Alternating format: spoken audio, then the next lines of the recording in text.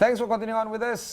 This is, of course, Niaga AWANI. I'm taking over from my colleagues earlier on. And as we deep dive into the whole conversation of how things are this week, we also want to take a look into the types of things that can actually help companies do better in ESG. And because of this, Astro AWANI is proud to present a collaborative journey with The Edge, largely because The Edge has just recently concluded their ESG Awards 2022. Here to tell us more about this is Tan Jayun, or Nat, the ESG section editor for The Edge. So Nat, I want to learn more about who won and who lost in terms of the ESG Awards for this year. Yeah, so for the ESG Awards this year, we have around 65 awards that were given out, gold and silver winners for around... No bronze, huh? No bronze, unfortunately. 44 companies won this for both equities and funds. Under equities, we had like 5 huge categories, and funds, we had like 6 huge categories. Okay. All right, so let's go through some of the highlights. I mean, I don't want you to regurgitate the 40 plus corporates, but what would be the highlights of the winners and why did they win? Yeah, so for under equities, we have one of a one-time award for this time because it's our inaugural award, and we have a long-term achiever for a company that has been on FTSE for Good for the longest. And so the company that won was actually Sunway Berhad, and you know, they have been, from what I understand, talking to them and reading the materials, they have been really internalizing ESG, especially in terms of SDGs. And this is the United Nations Sustainable Development Goals. Go on. Sustainable Development Goals, and so they have been using ESG as a method to help them achieve their SDG goals, and they've been doing this for a long time. So yeah, they won the Long-Term Achiever Award. And so it should be noted that the Equity Awards is judged based on the FTSE ESG rating methodology, so it's not us subjectively picking the winners.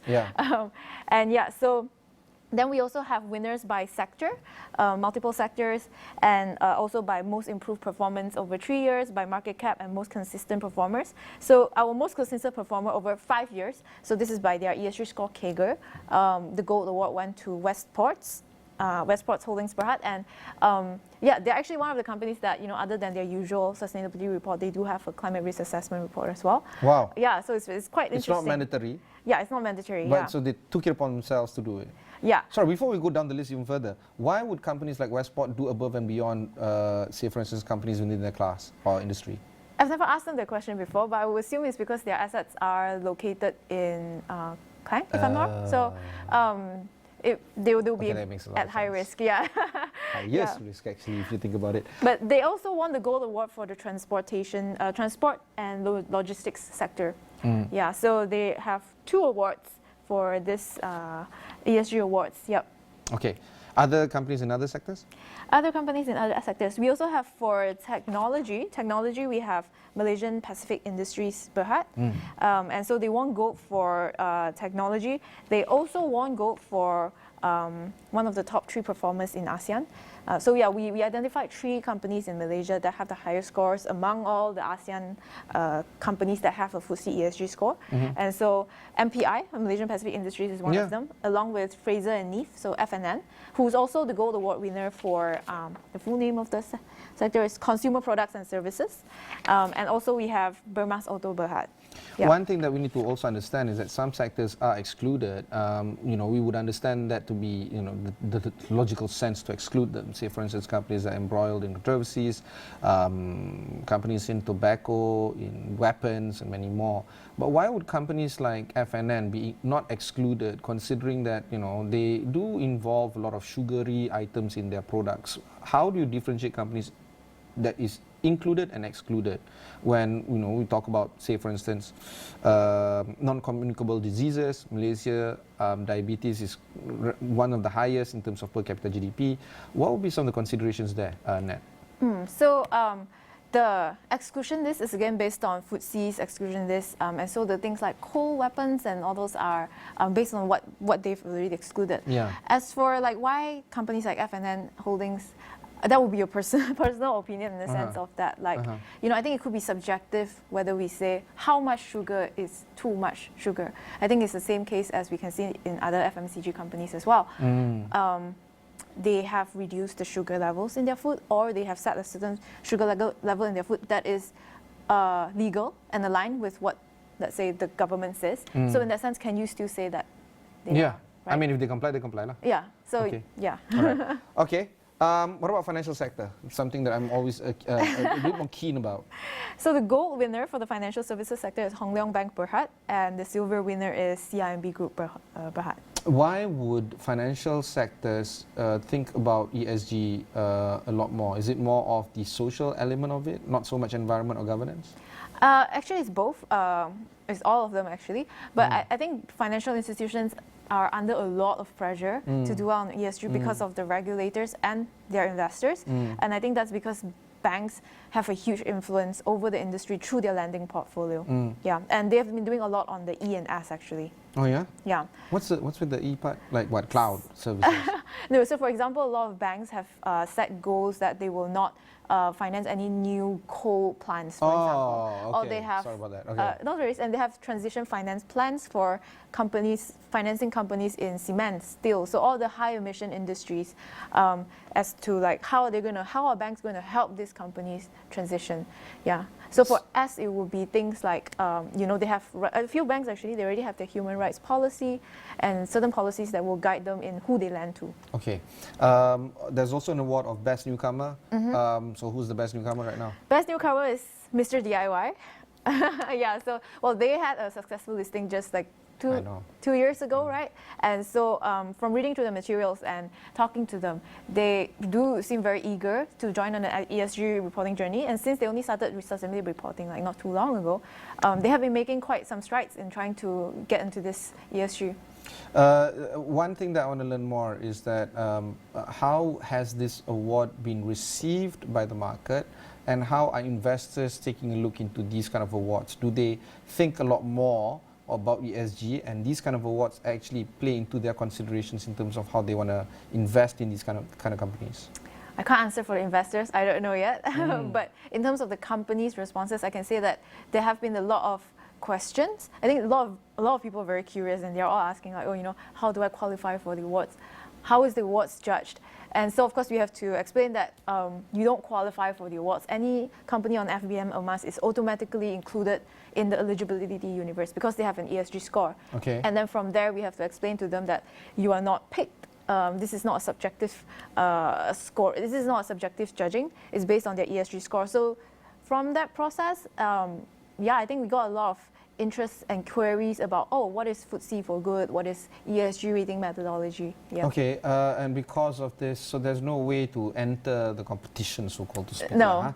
But it is also trying to inspire companies to do better in this sense. One area that I want to look at is, of course, how you have been covering ESG through the ESG section inside the Edge. It's a news pull-out. It's also a new area for concern of the Edge. It's one of the most, if not the most renowned business publication in the country. How do you see the developments of ESG so far? Do you feel that markets are a little bit more interested, or this is this is not a trend, it's going to stay? Where is the projection when it comes to ESG practices in this country, and how do you report it? I think it's going to stay in Malaysia for sure. It's very much, I think it's a push factor now, like regulators, the JC3 are looking into it a lot, and foreign investors as well, institutional investors. So the ESG conversation is here to stay, and I think right now it's more of a push factor in that companies are like, and fund managers are like, I really have to look for this. So right now it's that. But I foresee that in the future the pull factor will come in as well, in that companies will see that if I do well in ESG, more markets will be open to me. So for example, like Apple is trying to be net zero, and they are really scrutinizing their supply chain for ESG practices. So companies that do well in ESG could then have a higher chance of being included in the supply chain of a company like Apple. So I think these pull factors will come on quite soon. All right. JC3 is, of course, the Joint Committee on Climate Change, for those who might not be clued in just yet. Okay.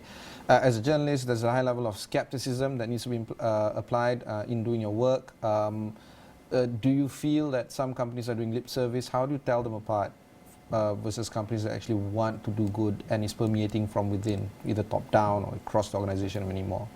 Yeah, for sure. Greenwashing is a big thing. I think a very basic thing that investors or even consumers can start. This is called pass. I can't help myself. But yes, go on. A very basic thing that everyone can start doing is actually reading the sustainability reports, which all public listed companies in Malaysia are required to do anyway. So look into the sustainability reports. What are the targets that they set, for example, for greenhouse gas emissions or their climate targets? Let's say if they have a net zero goal. Well, look at how is the company planning to achieve the net zero goal. If there's nothing there, then you have to question the company, like, you have a net zero goal, how are you going to achieve it? If the company is planning to rely purely on carbon offsets, I think that's a red flag, right? Because the thing is, you should start by reducing your emissions before you even start relying on carbon offsets. And if the company doesn't even provide any data on their baseline numbers for carbon emissions, I think that's also a red flag, because how do you know what you need to do if you don't know where you are right now? So that's for E. And then for S as well, you have to look into what kind of policies that the company has. Is the company just doing CSR? Are they just putting all their CSR activities in the sustainability report and calling it their S, wonderful S? Yeah. It's true that CSR is considered part of, most probably under S, because it's community outreach, it's employee engagement, but there needs to be more than that, right? Yeah. I mean, so is ESG seen by companies as CSR on steroids then? I think there is some kind of misunderstanding about ESG and CSR at this point. I wouldn't fault them in that they are intent. Let's widen the scope as well in terms of what are the other misconceptions about ESG. Yeah, go on. Yeah, so CSR and ESG I think is definitely one. Like, people get confused, like, what is ESG all about CSR? That is not true, because like, if you look at ESG, actually G I think is the most obvious one. G requires things like independence of board, gender diversity in the board is at 30% female. That's the Malaysian standard. So that's not CSR. And under S, whether you will look at if you have foreign workers or workers, do you have a human rights policy? Do you have a grievance channel where your workers can express any grievances that they have, things like that. That's not CSR. These are policies. These are things that you have to change in your business operations, and that is ESG. Okay. One final area that I want to explore is the companies that you cover, or the companies that your team covers inside the ESG section, that you find it, number one, promising. Number two, they had, they were somehow or other had a lot of areas to actually grow. You're kind of supporting these kind of companies, but did not make it to the winners list. Do you have any such companies? I don't have any off the top of my head actually, but like some of the companies on this list, and I have to talk about the funds as well. Funds are important. Got it. I've covered them, and some of them I have read through their reports. I have spoken to them, and it's not a surprise that they won. Some of them, like for example, Yinsen. You can take a look at their reports, and they align with the Task Force on Climate-related Financial Disclosures quite early on. They set through a transition plan, and because they're in the hard to abate industry, they provide services to oil and gas companies. Yeah. Right. So to see them take this step forward is quite interesting. For companies that aspire to do more, especially one thing that we must not forget is that the classification on market cap is also important before we jump into the funds as well. But for smaller cap companies, what must they do in order to bake in good ESG practices in order for them to grow their company, while at the same time ensuring that the ESG practices is permeated within the organization, is baked in within the system of the organization?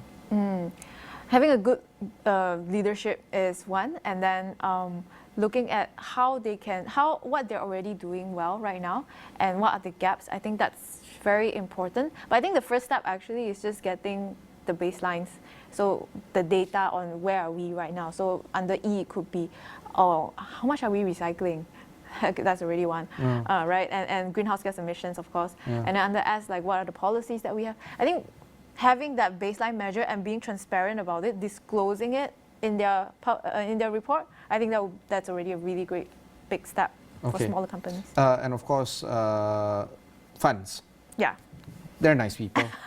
let's talk about them now, because for those who might not be familiar, the Age's ESG Awards 2022 has two kind of broad categories, one for equities and one for funds.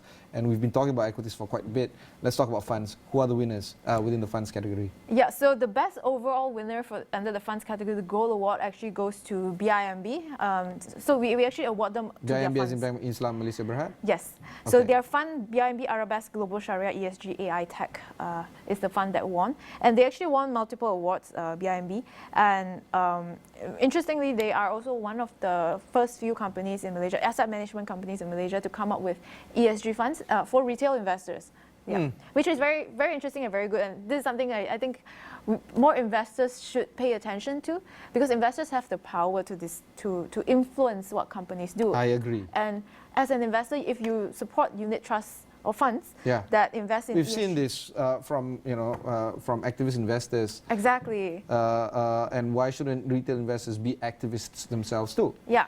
Okay, so do you think that these things are going to help perpetuate this kind of behavior, or at least propagate this behavior to be permeated across all retail investors, or most retail investors? I think it will increase the demand for ESG funds, because right now most investors in Malaysia, of course, look for financial returns first. But I think if you take a longer term lens, investing in ESG funds will help you mitigate a lot of this future risks that are coming That's the point, because yes, I want to maximize the returns on my investment, but at the same time, I also want to reduce the risks of these companies from going, bust because of poor practices or malpractices, right? So it works hand in hand. Yeah. So do you think that these kind of funds are going to help further change investor behavior? Funds like BIMB, for instance. I think so too. So something I often hear from asset management firms is that the demand for ESG funds is still not really high in Malaysia. It's mostly among high net worth individuals, institutional investors, and so there has to be a demand in order for them to bring in more of such funds. And I think retail investors should begin considering this and protecting themselves from future risk potentially by maybe diversifying into some ESG funds and showing these fund houses that there is a demand for this kind of funds. A particular asset management CEO that has come on my show argues that the framework to grow ESG practices or best practices is already baked inside our existing structure. It's called the Sharia structure. We have the Islamic Financial Services Act, many more. There is an idea that we can emulate. Do you agree with this kind of view, where Sharia is already there? ESG is very much overlapping in some areas, in a lot of areas. Why don't we just bake it into a framework and then just publish it into an act or something like that? I definitely think our strength in Sharia is a plus point for us. That's what I'm getting at. It might not be a copy paste kind of work. Yeah. Because I've also heard people say that, and I think it's quite true that the fact that we can push Sharia investing into such a level within a short time, shows that we can also do that for ESG funds, because we have that experience. So I think that's a potential that should be explored. Okay, fantastic. There's a lot more that needs to be covered. We're going to be talking to Nat on my show Notepad quite soon, because again, there are a lot of philosophical issues that needs to be addressed that we can't cover in this particular show. But for now, that was our conversation with Nat Tan of The Edge. If people want to learn more about this particular conversation, what would be the resources that they have right now? Is it like The Edge ESG section or what? Yeah, so we are a monthly pull-out within The Edge Weekly, published every third week of the month. We also have a website that you can find on our theedgemarkets.com. Yeah. Okay, fantastic. And over here in Astro, we are also a strong supporter of ESG practices, and Astro AWANI is proud to be a partner with The Edge in promoting ESG best practices, and of course we're proud to be a partner or collaborator in The Edge's ESG Awards. So do check out all on our platforms the ESG resources that you can get your hands on.